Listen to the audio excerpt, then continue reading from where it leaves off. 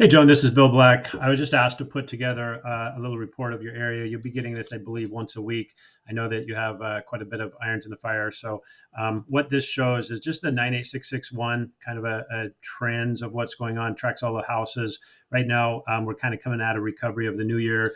Rates have dropped in substantially. We're expecting to see pretty much a pretty good improvement here in the first quarter of on the real estate side of things. So just the 98661 right now, there's 39 current listings in the month of January.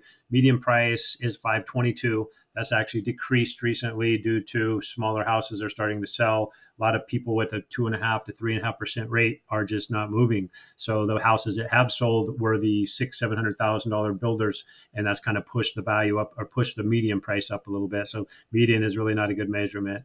And so if you click, when you get this information, you'll see that the median price has kind of peaked up here right around September, which is surprising because this is when rates were about 8%.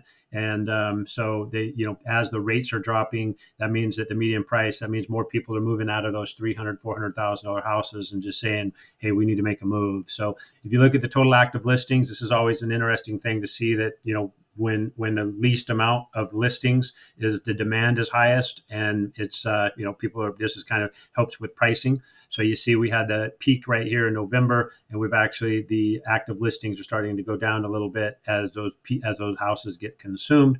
The market action report takes all of this information, and so right here is kind of pretty much a hot market in June, typically always is. I think this June's even going to be hotter.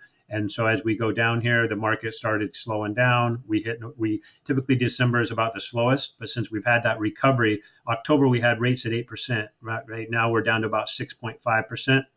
And we're seeing that our market action report is actually improving. Anything under 30 is for buyers. Anything over 30 represents a seller's market. So we're sitting up at about 40.